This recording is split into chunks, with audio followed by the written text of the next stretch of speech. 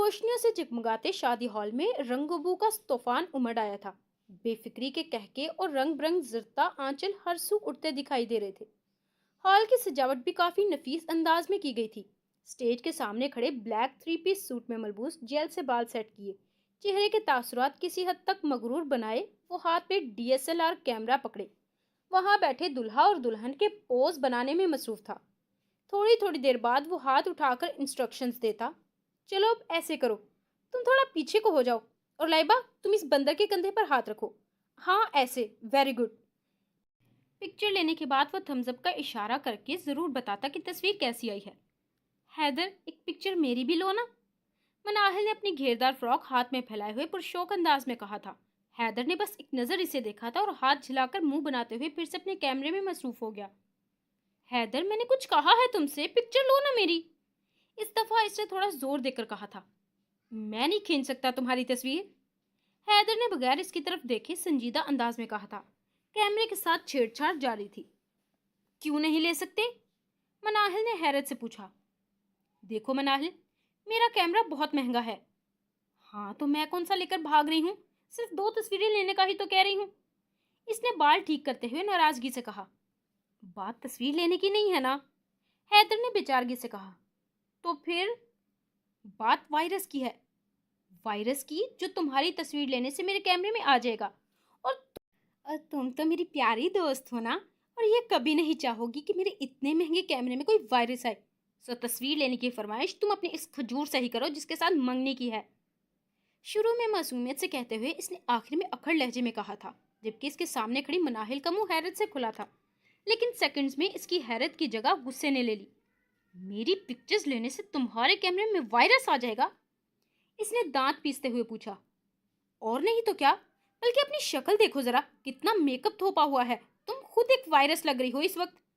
इस बात से बेखबर कि इसका चेहरा कैसा लाल पीला हो चुका है, वो अपनी बात जारी रखे हुए था। यकीन नहीं आता तो जाकर आईना देख लो, वो तो झूठ नहीं बोलता। हैदर के बच्चे! मनाहिल ने गुस्से से अपना मोतियों वाला क्लच जोर से इसके बाजू पर दे मारा। एक तो तुम लड़कियों को सच बात भी पता नहीं क्यों हजम नहीं होती। सर झटक कर बड़बड़ाते हुए वो फिर से कैमरा चेक करने लगा और इन दोनों से थोड़ी दूर बूफे के पास ही रशियन सैलेड की प्लेट पकड़े खड़े हारिस की नजर इन पर पड़ी थी। ऑलिव ग्रीन कलर की घेरदार खूबसूरत सी फ्रॉक पहने आग बरसाती आंखों से हैदर को घूरती मनाहिल और हंसी जब्त करने की वजह से सुर्ख होते चेहरे के साथ इसी के हाथ में कैमरा पकड़े खड़ा हैदर। हारिस ने अपनी प्लेट वहीं रखी और टिश्यू से हाथ साफ करता इनके पास आया। क्या हुआ मनाहिल, कुछ कहा इसने तुम्हें? इसने मनाहिल के गिर्द अपना बाजू फैलाते हुए हैदर की तरफ इशारा करके पूछा। मनाहिल ने चौंक कर इसको देखा और दूसरे ही लम्हे किसी चाबी वाली गुड़िया की तरह स्टार्ट होगी। तुम्हें पता है हारिस, मैंने इसे कहा था कि मेरी एक तस्वीर ले लो अपने कैमरे से, तो मुझे कहता है कि नहीं भाई, मेरा कैमरा बहुत महंगा है, तस्वीर लेने से खराब हो जाएगा, इसमें वायरस आ जाएगा, प्लीज मुझे इसरार ना करो। हैदर की नकल उतारते हुए वो सर को दाएं बाएं इस तरह से हिलाते हुए बोली कि इन दोनों की हंसी ही छूट गई। देखो देखो कैसे हंस रहा है ये, और तुम जानते हो हारिस कितनी बदतमीजी की है इसने मेरे साथ। क्यों हंस रहे हो, बोलो ना इसको कुछ। मनाहिल ने हैदर को घूरते हुए नाराजगी से हारिस से कहा। कसम ले ले हारिस, ये इल्जाम लगा रही है मुझ पर, झूठ बोल रही है ये, बल्कि ये तो खुद मुझ पर लाइन मारने आई थी, वो तो मैंने लिफ्ट नहीं करवाई तो ऐसे ड्रामे कर रही है। बताओ ना मनाहिल, हारिस को कितनी तारीफें करी थी तुम मेरी थोड़ी देर पहले, कि मेरा ड्रेस कितना अच्छा लग रहा है और आज मैं किस कदर हैंडसम लग रहा हूँ। तुम्हारा दिमाग तो खराब नहीं हो गया? मैं तुम पर लाइन मारूंगी? शक्ल देखी है अपनी? निंजा टर्टल्स के मरे हुए भाई लगते हो। इतना शदीद गुस्सा आ रहा था हैदर पर कि दिल कर रहा था कि इसका सर ही फाड़ दे। मुझे तो समझ नहीं आता हारिस कि मोहब्बत करना कोई जुर्म थोड़ी है, वो तो मेरी पर्सनैलिटी ही ऐसी है कि कोई भी लड़की मेरी मोहब्बत में शदीद गिरफ्तार हो जाए। अब अगर मनाहिल को मुझसे मोहब्बत हो ही गई है तो इसमें ओए क्या कह रही हो मनाहिल, अरे हटो इसे। हैदर ने हड़बड़ाकर खुद को मनाहिल के ताबड़तोड़ हमलों से बचाने के दोनों हाथ आगे कर दिए थे। अब करो बकवास। हाँ, क्या कह रहे थे? कि पागल ही होगी जो तुमसे मोहब्बत करेगी, और तुम्हें लगता है कि मैं तुमसे मोहब्बत करूंगी? तुमसे? हिम्मत भी कैसे हुई तुम्हारी ये कहने की? हाँ, बिफरे हुए अंदाज में वो इसके कंधे पर लगातार अपना क्लच मारती जा रही थी। अबे हारिस, रोक ना इसे। हैदर ने खुद को बचाने की कोशिश करते हुए हारिस से कहा, जो मजे से ये सारा तमाशा देख रहा था। हारिस! اس کو کوئی نوٹس نہ لیتے دیکھ حیدر نے دانت کچکچائے تھے۔ دفع کرو مناہل اسے، چلو آؤ ہم چلتے ہیں۔ حارث ہنستے ہوئے زبردستی اسے وہاں سے لے کر گیا تھا جو حیدر کو نظروں ہی نظروں میں نگل جانا چاہتا تھا۔ ہائے شکر بچ گیا۔ گہرے سانس لیتے ہوئے وہ چیئر گھسیٹ کر بیٹھا تھا۔ کیا ہوا حیدر، ایسے کیوں بیٹھا ہے؟ موبائل کی ٹچ سکرین پر میسج ٹائپ کرتے ریاض نے پوچھا تھا۔ تھوڑی دیر پہلے وہ تیمور کے ساتھ کسی کام سے گیا تھا اور ابھی واپس آیا تھا۔ آج تو میں موت کے منہ سے جانے ایک بار پھر بچ گیا، حیدر نے پراسرار انداز میں کہتے ہوئے پانی کا گلاس لبوں سے لگایا۔ نئی بات کر کوئی، تیرا بار بار مناہل اور زرنور جیسی موت کے منہ سے بچ جانا اور اب تو روٹین کا حصہ بن چکا ہے، ریاض کے مطمئن انداز سے کہنے پر اس نے منہ بنایا۔ اگر تو ہوتا نا میری جگہ پر پھر پوچھتا میں، وہ کہتے ہوئے سر جھٹک کر وہاں سے اٹھا تھا۔ شکر ہے اللہ کا لاکھ لاکھ جو میں حیدر نہیں۔ ریاض نے اس کے پیچھے سے ہانک لگائی تھی لیکن وہ نظر انداز کر گیا۔ آج 14 مارچ کی ستاروں بھری سہانی سی رات میں اشر اور لائبہ کا ولیمہ تھا۔ اشر نے ان دونوں کی ایجوکیشن کمپلیٹ ہونے کا بھی ویٹ نہیں کیا اور شادی کا شور مچا دیا۔ مجبوراً لائبہ کے گھر والوں کو ہاں کرنے ہی بنی۔ اس کے گھر والوں سے ہاں کروانے کا زیادہ تر ہاتھ احمد اور حارث کا ہی تھا، کیونکہ ان دونوں کے ہی کنونس کرنے پر وہ راضی ہوئے تھے، ورنہ ان کا ارادہ لائبہ کی پڑھائی ختم ہونے کے بعد کرنے کا تھا۔ فیروزی کلر کی کامدار نگینوں سے بھری ہوئی میکسی میں مناسب سے میک اپ اور سونے کے زیورات پہنے وہ سٹیج پر بیٹھی کوئی پری معلوم ہوتی تھی۔ اس کے ساتھ وائٹ ڈنر سوٹ میں ملبوس صاف رنگت اور کھڑے نکوش والے اشر کے تو آج انداز ہی بدلے ہوئے تھے۔ کنوارے سے ایک دم شادی شدہ ہو جانے کا سرٹیفکیٹ مل جانے پر اس کی خوشی چھپائے نہیں چھپ رہی تھی۔ بہت ہنس رہا ہے بیٹا، بس کچھ مہینوں کی بات ہے، یہ سارے دانت یہی گرے پڑے ہوں گے، بھلے سے لکھ لے میری بات۔ حیدر کے کہنے پر اشر کا کہکا بے ساختہ تھا۔ وہ ابھی ابھی آ کر وہاں بیٹھا تھا تصویریں بنانے کے لیے۔ تجھے کیوں اتنی جیلسی ہو رہی ہے ہاں؟ اس نے شرارت سے پوچھا۔ جیلسی؟ وہ بھی ایک انکل سے؟ نہیں بھائی، غلط فہمی ہے تیری۔ یہ انکل کسے کہا؟ اشر نے آبرو چکا کر پوچھا۔ تجھے ہی کہہ رہا ہوں، اب تو گھر بار والا بن چکا ہے نا، ہم معصوم بچوں سے تیرا کیا مقابلہ؟ وہ بال ٹھیک کرتے سامنے فوٹوگرافر کے کیمرے کی آنکھ میں آنکھیں ڈالے دیکھتے ہوئے مسکراہٹ دبا کر بولا۔ میں انکل اور تو بچہ؟ ہاں بالکل، میں غیر شادی شدہ ہوں، اس لیے میں بچہ اور تو شادی شدہ ہو چکا ہے، اسی لیے انکل، اور اب چکر مجھے تصویر بنوانے دے۔ حیدر نے اسے ڈپٹ کر کہا۔ تجھے تو میں بعد میں پوچھوں گا۔ اس کو دھمکی دیتے ہوئے بھی وہ ابھی سامنے کیمرے میں دیکھنے لگا۔ اشر کو اپنے دلہا ہونے کے لحاظ تھا، ورنہ وہ یہیں اسے دو دو ہاتھ کر لیتا۔ ریاض اور حیدر نے اچنبے سے اسے دیکھا تھا جو کونے کی میز پر بیٹھا آنکھیں چھوٹی کیے ایک ہاتھ گال پر ٹکائے سامنے دیکھتے ہوئے نہ جانے کس گہری سوچ میں گم تھا۔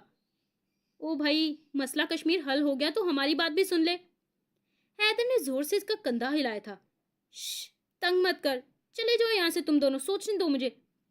ہاتھ سے انہیں جانے کا اشارہ کرتے ہوئے اس نے ڈپٹ کر کہا۔ چلے جائیں گے، پہلے بتا تو دے کہ سوچ کیا رہا ہے؟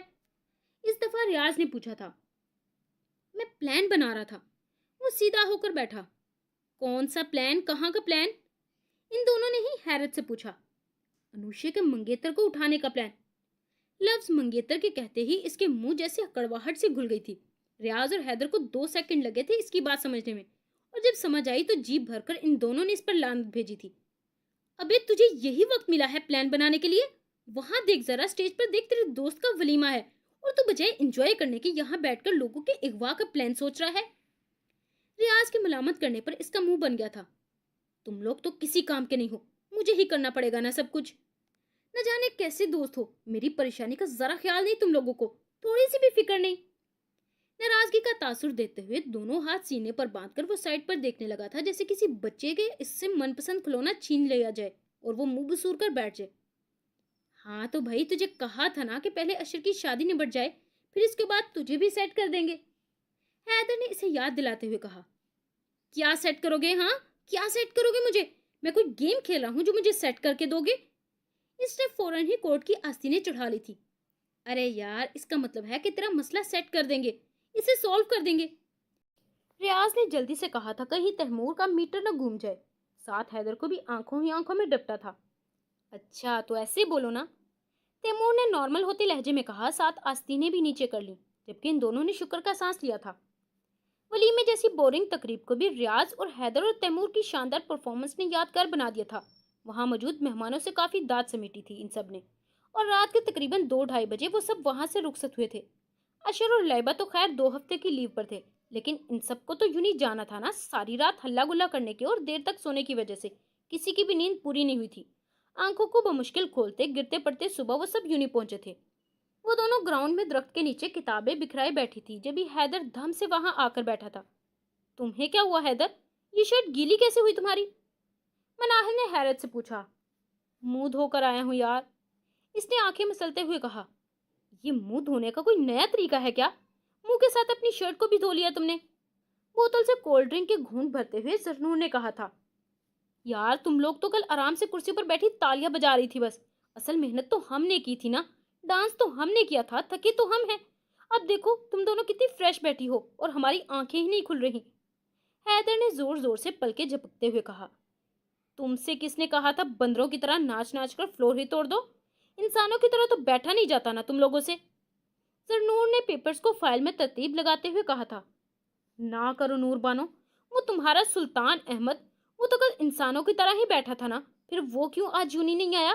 گدھے گھوڑے بیچ کر کیوں سو رہا ہے گھر پر؟ ہاں؟ تیمور نے تیوری چڑھا لی۔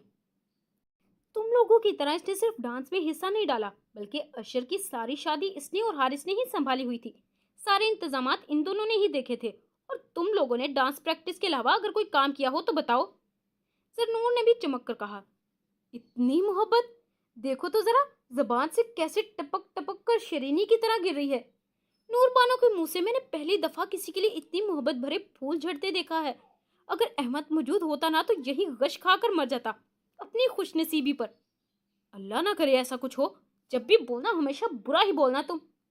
زرنور نے اسے گھورتے ہوئے کہا تھا، جو مناہل کو نوٹس بنانے میں مگن دیکھ اس کے بیگ سے چپس کا پیکٹ اڑا چکا تھا اور وہی کھول کر کھا رہا تھا۔ قسم سے نور بانو، اب تو مجھے احمد سے حسد محسوس ہو رہا ہے، کبھی تم نے اتنی محبت میرے لیے تو نہیں دکھائی۔ مناہل چپس کھاؤ گی؟ صدمے سے کہتے ہوئے حیدر نے مناہل سے پوچھا، جس نے ہاں ضرور کہتے ہوئے پیکٹ میں سے کچھ چپس نکالی تھی۔ اگر اسے پتا چل جاتا کہ اسی کی چپس حیدر اسے کھانے کی آفر کر رہا ہے تو اب تک حیدر کی گردن اس کے دھڑ سے علیحدہ ہو چکی ہوتی۔ تم اس قابل نہیں ہو حیدر، احمد کو اپنے آپ سے کمپیئر مت کرو۔ اللہ، آپ دیکھ رہے ہیں نا کس قدر دوگلی لڑکی ہے یہ، دل ہی دل میں مجھ پر مرتی ہے لیکن زبان سے اعتراف نہیں کرتی۔ پیار کرتی ہو تو بول دو، ڈرنے کی ضرورت نہیں، احمد کو میں دیکھ لوں گا۔ سینے پر ہاتھ رکھے اس نے اتنی سنجیدگی اور گہرے لہجے میں کہا تھا کہ جیسے سارے عاشق حضرات اور خود مجنو بھی حیدر بابا سے عشق و عاشقی کی کلاسز لیتے رہتے ہوں۔ نہ چاہتے ہوئے بھی زرنور کی ہنسی چھوٹ گئی تھی۔ پیار، وہ بھی تم سے؟ اف حیدر، نہ کرو ایسا مذاق، میری ہنسی نہیں رکتی۔ لبوں پر ہاتھ کی پشت ٹکائے اس نے ہنسی ضبط کرتے ہوئے کہا۔ تمہیں میری باتیں مذاق لگتی ہیں؟ سیریس تو بس احمد ہی لگتا ہے۔ حیدر نے منہ بنا کر کہتے ہوئے چپس کی مٹھی بھر کر منہ میں ڈالی۔ کتنا جلتے ہو تم حیدر سے؟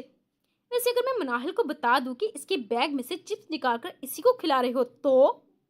اس نے کتابیں سمیٹتے ہوئے مسکراہٹ دبا کر پوچھا۔ جہاں رجسٹر پر چلتا مناہل کا ہاتھ تھما، وہی تیز گام کو مات دیتے ہوئے جلدی سے چپس کو نگلتے حیدر کو بھی بریک لگے تھے۔